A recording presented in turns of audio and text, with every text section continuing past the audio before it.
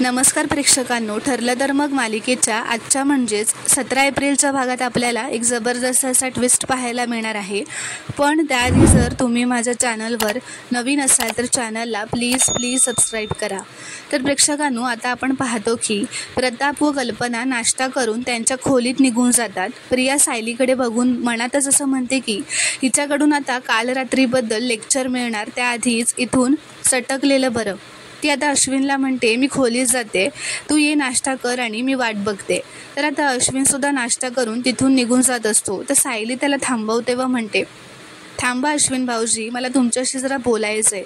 तर अश्विन म्हणतो, मला तन्वीबद्दल काही एक बोलायचं नाही आहे। तर सायली म्हणते, मला माझ्या अश्विन भाऊजींशी बोलायचं आहे, ज्यांना मी या घरात लग्न करून आले ना तेव्हापासून ओळखते। तर आता अश्विनलाही ते दिवस आठवतात।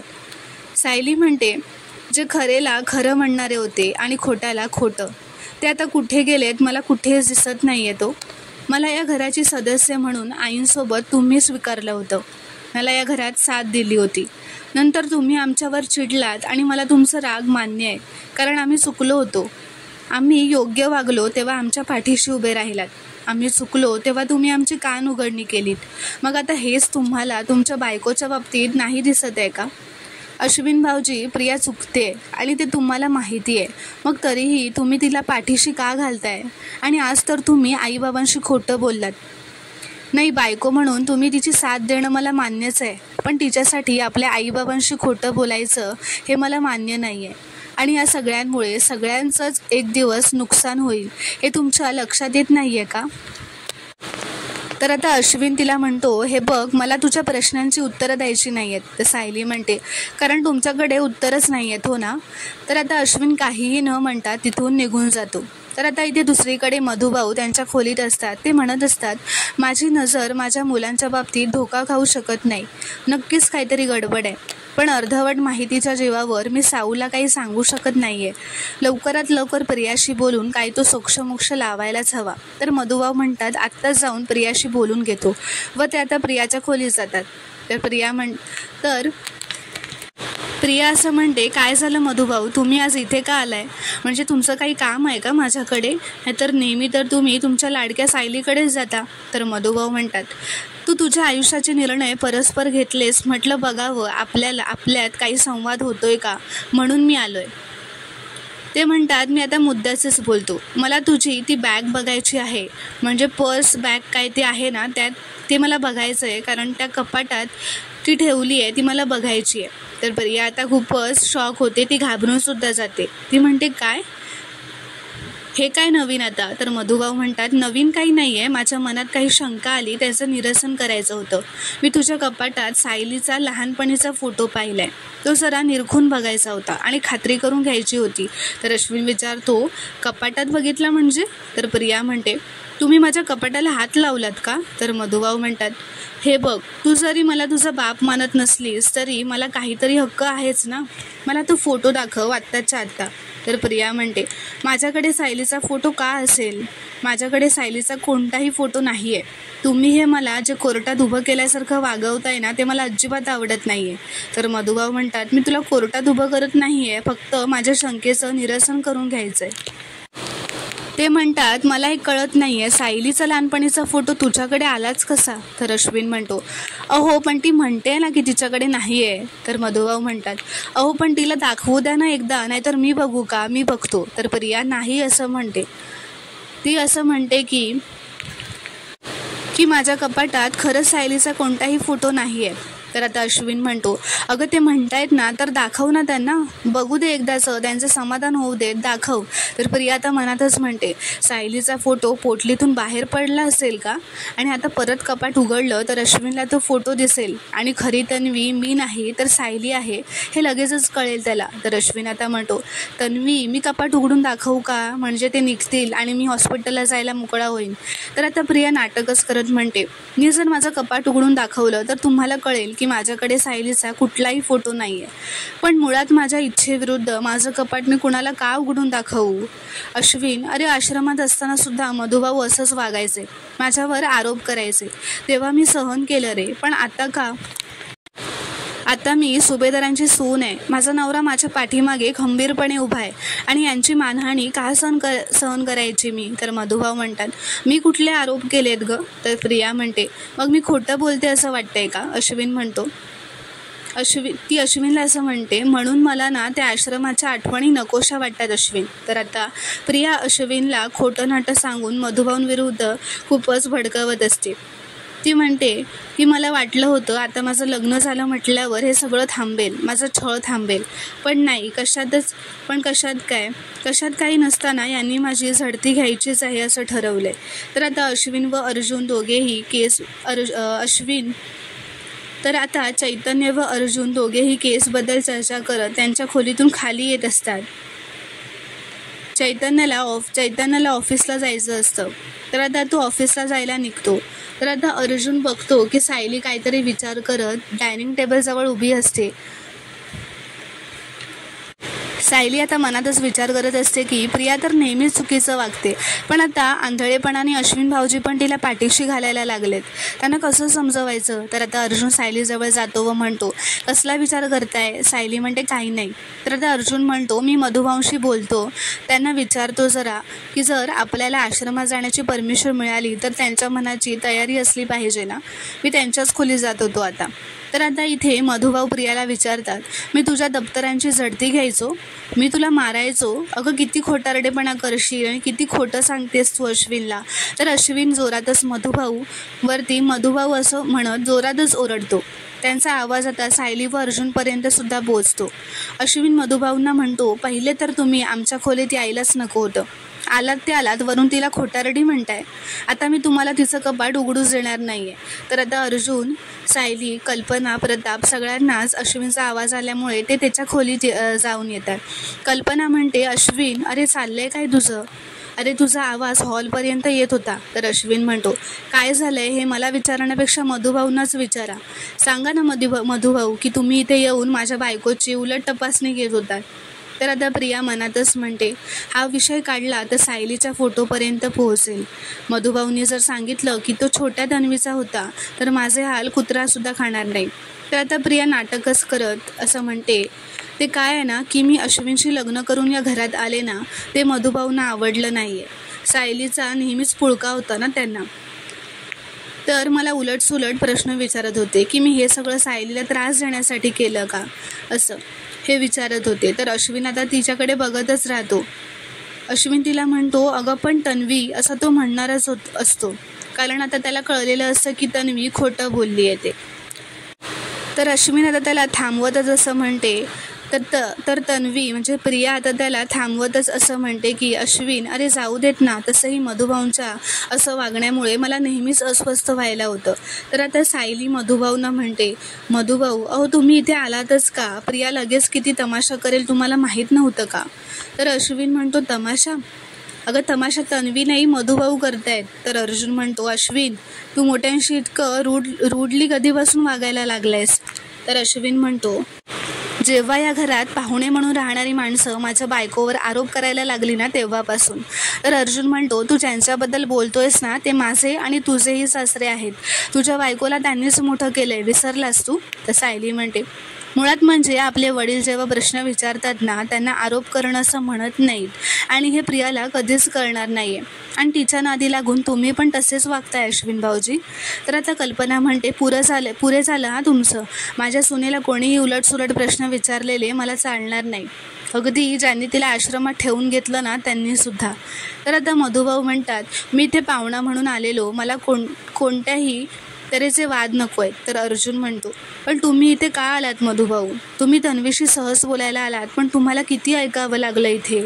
कसं असतं ना मधुभाऊ, सापाला हातात घेतलं तर साप चावणारच आणि त्याचं विषसुद्धा अंगात शिरणार, म्हणून सापापासून दूरच राहिलेलं बरं, असं तो प्रियाकडे बघतच म्हणतो. चला मधुभाऊ, असं म्हणत आता तो मधुभाऊंना घेऊन तिथून निघून जातो. तर आता बाहेर आल्यावर सायली मधुभाऊंना विचारते की तुम्ही प्रियाच्या खोलीत का गेला होतात? तर मधुभाऊ मनातच असं म्हणतात, मी सायलीला तिच्या फोटोबद्दल सांगू का? पण तिच्या लहानपणीच्या आठवणी निघाल्या की तिला खूप त्रास होतो. कशात काही नसताना मी हिला हा त्रास का देऊ आणि पुराव्याशिवाय जावे बापूंशी तरी कसा बोलू. तर सायली विचारते, सांगा ना मधुभाऊ, काय झालंय. तर मधुभाऊ असं खोटंच म्हणतात की प्रिया दारू पिऊन आली होती म्हणून तिला जाब विचारायला गेलो होतो. सायली म्हणते, त्याने काय होणार होतं. अर्जुनही म्हणतो, ती तिची चूक कबूल करणार होती का मधुभाऊ. ती खोटंच बोलेल आणि तुम्हालाच खोटं ठरवेल. तर मधुभाऊ म्हणतात, चुकलंच माझं. मी सरळ विचारूनही ती मला उत्तर देणार नाही हे मला कळायला हवं होतं. तर सायली म्हणते, यापुढे जर तुम्हाला जायचं असेल ना तिच्या खोलीत तर मला सांगा, मी येईन. तर आता अर्जुन म्हणतो, आपल्याला आश्रमात जाऊन खुनाच्या काही तास आधी काय घडलं होतं हे इन डिटेल्स आठवता येईल, यासाठी आपल्याला आश्रमात जावं लागणार आहे. तर तुम्ही याल ना आमच्यासोबत. तर सायलीसुद्धा विचारते, याल ना मधुभाऊ तुम्ही आमच्यासोबत. तर मधुभाऊ म्हणतात, मी तुम्हाला माझ्याकडून पूर्ण सहकार्य करेन, मी येईन तुमच्यासोबत. तर आता इथे दुसरीकडे प्रिया अश्विनची हॉस्पिटलला जायची तयारी करून देत असते. आता अश्विन प्रियाला विचारतो, मला एक गोष्ट कळली नाही, तू दादा, वहिनी, मम्मा, डॅड, मधुभाऊ यासमोर सायलीचा लहानपणीचा फोटो मागत होते तेव्हा तू त्यांना सांगितलं का नाहीस. तर प्रिया म्हणते, अरे मला वाद वाढवायचा नव्हता ना म्हणून. अर्जुन काय म्हणाला असता, कपाट उघडून दाखव, पण या सगळ्यामुळे आईबाबांना किती त्रास झाला असता, तो होऊ नये ना म्हणून मी नाही सांगितलं. तर आता अश्विन म्हणतो, तू मधुभाऊंचं वागणं मनाला लावून घेऊ नकोस, चल मी आता निघतो. असं म्हणून आता तो हॉस्पिटलला जायला निघतो.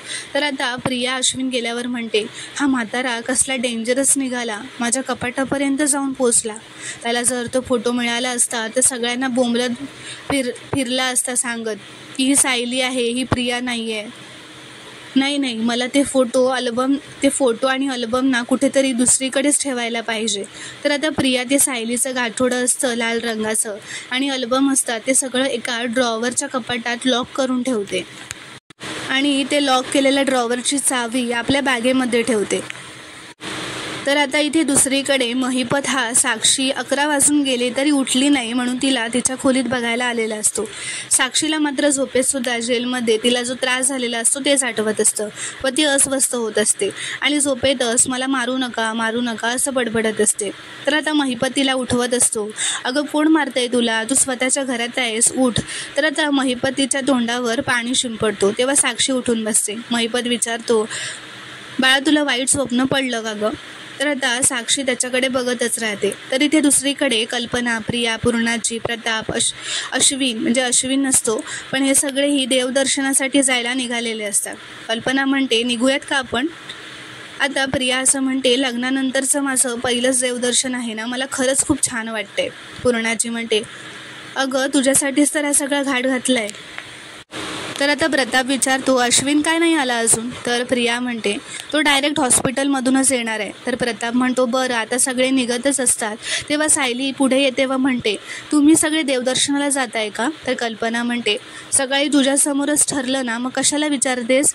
प्रियासुद्धा म्हणते, आणि बाहेर जाणाऱ्याला मागून विचारू नये हे मधुभाऊनी शिकवलंय ना आपल्याला, विसरलीस का. तर का अडवतेस आम्हाला. तर सायली आता म्हणते, मी अडवत नाही आहे, तुम्ही जर देवदर्शनाला चाललाय तर मी पण आले असते ना. तसंही लग्नानंतर आम्हीही देवदर्शनाला गेलेलो नाही आहोत, आपण यांना बोलावून घेऊयात ना, ते मंदिराचंच येतील. तर पूर्णाजी सायलीला म्हणते, मुळात आम्ही तुमचं लग्न मान्यच केलेलं नाही आहे, त्यामुळे तुम्हाला देवदर्शनाला घेऊन जाण्याचा प्रश्नच येत नाही. तर सायली म्हणते, ठीक आहे पूर्णाजी, मग अश्विन भाऊजी आणि प्रियाबरोबरच आम्ही देवदर्शनाला आलो तर चालेल ना.